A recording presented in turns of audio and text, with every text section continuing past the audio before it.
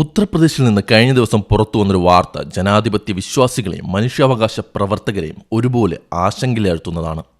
ഗംഗാ നദിയുടെ തീരത്ത് ഇഫ്താർ വിരുന്നിനായി ഒത്തുകൂടിയ 14 മുസ്ലിം യുവാക്കളെ ഉത്തർപ്രദേശ് പോലീസ് അറസ്റ്റ് ചെയ്തു. അവർക്ക് ജാമ്യം ഇപ്പോൾ നിഷേധിക്കപ്പെട്ടിരിക്കുകയാണ്.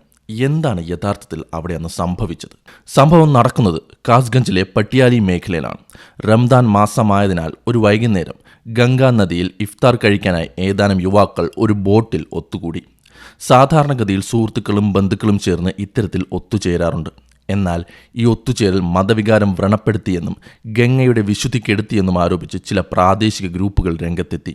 ഇതിന് പിന്നാലെയാണ് പോലീസ് ഇടപെടലുണ്ടാകുന്നത്. അറസ്റ്റിലായ 14 പേർക്കെതിരെയും IPCയിലെ വിവിധ വകുപ്പുകൾ പ്രകാരമാണ് കേസെടുത്തിരിക്കുന്നത്. സമാധാന ലംഘനം, മതപരമായ വികാരം വ്രണപ്പെടുത്തൽ തുടങ്ങിയ ഗൗരവമായ വകുപ്പുകൾ ഇതിൽ ഉൾപ്പെടുന്നു. നദീതീരത്ത് മാംസാഹാരം കഴിച്ചു എന്നതാണ് പ്രധാന ആരോപണമായി ഉയർത്തപ്പെടുന്നത്. എന്നാൽ ഇത് കേവലം ഒരു ഭക്ഷണത്തിൻ്റെ പ്രശ്നമാണോ അതോ ഇതിന് പിന്നിൽ മറ്റ് രാഷ്ട്രീയ ലക്ഷ്യങ്ങളുണ്ടോ എന്ന ചോദ്യം പ്രസക്തമാണ്. ഏറ്റവും ശ്രദ്ധേയമായ കാര്യം ഈ യുവാക്കൾ സമർപ്പിച്ച ജാമ്യാപേക്ഷ കോടതി തള്ളി എന്നതാണ്. നിലവിൽ അവർ ജയിലിൽ തുടരുകയാണ്. ഒരു പൊതുസ്ഥലത്ത് ഭക്ഷണം കഴിച്ചു എന്നതിൻ്റെ പേരിൽ ഇത്രയും കർശനമായ നടപടി സ്വീകരിക്കുന്നത് അസാധാരണമാണെന്നാണ് നിയമവിദഗ്ധർ ചൂണ്ടിക്കാട്ടുന്നത്. ഇന്ത്യൻ ഭരണഘടനയുടെ അനുച്ഛേദം 21 പ്രകാരം ഓരോ പൗരനും ഇഷ്ടമുള്ള ഭക്ഷണം കഴിക്കാനും സഞ്ചരിക്കാനുമുള്ള അവകാശമുണ്ട്.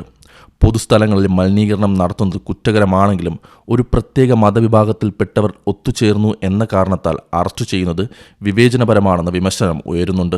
ദി വയർ റിപ്പോർട്ട് ചെയ്യുന്നത് പ്രകാരം പ്രദേശത്ത് വർഗീയ ധ്രുവീകരണം ശക്തമാക്കാൻ ഇത്തരം നടപടികൾ കാരണമാകുന്നുണ്ട്. യുവാക്കളുടെ കുടുംബങ്ങൾ പറയുന്നത് തങ്ങൾ വർഷങ്ങളായി ഇത്തരം ചടങ്ങുകൾ നടത്താറുണ്ടെന്നും ഇതുവരെ ഒരു പ്രശ്നവും ഉണ്ടായിട്ടില്ല എന്നുമാണ്. പെട്ടെന്നുണ്ടായ ഈ പോലീസ് നടപടി തങ്ങളെ തകർത്ത് കളഞ്ഞുവെന്ന് അവർ പറയുന്നു. മറുഭാഗത്ത് ഗംഗയുടെ തീരത്ത് ഇത്തരം പ്രവർത്തനങ്ങൾ അനുവദിക്കില്ലെന്ന കർശന നിലപാടിലാണ് ചില തീവ്ര നിലപാടുള്ള സംഘടനകൾ.